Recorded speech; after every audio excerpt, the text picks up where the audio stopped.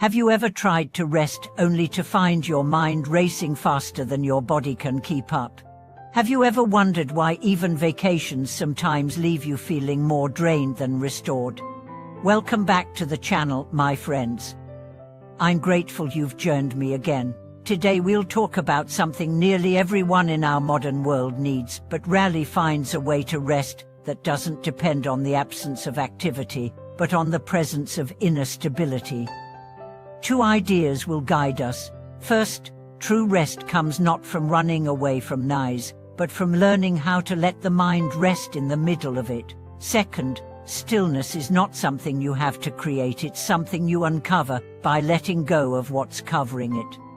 Imagine the average workday for many people, waking up to an alarm, checking messages before even leaving bed, rushing through breakfast, then plunging into a flood of emails, deadlines, and demands. By evening, they are exhausted, but the mind is still spinning. They try to relax with a show, a scroll through social media, maybe a glass of something to take the edge off. But the nervous system is still revved up, the thoughts still noisy. Sleep comes late and shallow. The cycle begins again. The ancient teachings offer a different approach. Instead of thinking of rest as a break from life, think of it as a way of moving through life. In other words, you don't have to wait for the world to quiet down before you can feel calm. You can bring the calm into the world as it is. This is the meaning of resting the mind in the midst of activity. One way to begin is by bringing awareness to transitions. Between one meeting and the next, take 30 seconds to notice your breath. Between reading one email and replying to it, take a slow inhale and exhale before your fingers touch the keys. These pauses are like sips of cool water on a hot day, not enough to quench all thirst, but enough to keep you steady until you can drink more deeply. Another way is to reframe chores as opportunities. Washing dishes can be a chance to feel the warmth of the water, the smoothness of the plate, the rhythm of your hands. Walking to the bus can be a time to notice the sensation of your feet meeting the ground. Folding laundry can be a meditation on carried shirts smoothed and placed with quiet attention. These moments anchor the mind in the present and allow the nervous system to soften, even while the body is working. I once met a woman who ran a small bakery, starting at 4 in the morning each day. She told me that the ovens, the deliveries, and the customers never stop. Yet she was one of the calmest state people I'd ever met. Her secret was that she turned kneading dough into her daily meditation. The pressing and folding of the dough matched her breathing, and she used those moments to let thoughts settle. By the time the first customers arrived, she had already given herself an hour of quiet inside the bustle. Stillness doesn't have to mean stillness of the body, it means stillness of clinging.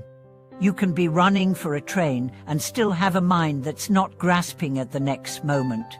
You can be answering a flood of messages and still keep part of your awareness on the breath moving in and out. You can be in a noisy cafe and still feel a silence that has nothing to do with sound. Of course, creating moments of complete physical quiet is also valuable. Setting aside even 10 minutes in the morning to sit, breathe, and simply be can shape the tone of the whole day. You don't need elaborate equipment or rituals. You just need a willingness to stop adding new movements to the mind. There's a teaching that says, when the mind stops chasing, the world stops running. This doesn't mean the world literally stops, it means our perception of its speed changes. Much of what we call business is our own mental momentum. When we interrupt that momentum, the pace of life feels different. The same number of tasks can feel lighter, simply because we are no longer pushing against them with resistance. For those who feel they have no time for stillness, start with what I call hidden minutes. The minute you spend waiting for a computer to boot up, the minute while water boils, the minute in the car before getting out. In those hidden minutes, put down the phone, let go of planning, and just breathe.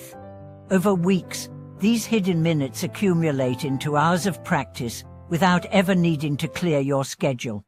The deeper truth is that stillness is not something you acquire, it's your natural state when you're not tangled in constant reaction. Picture a pond. When no wind disturbs it, the surface reflects everything clearly. Our mind is like that. When we stop stirring it with unnecessary thoughts, it reflects the world with clarity and beauty.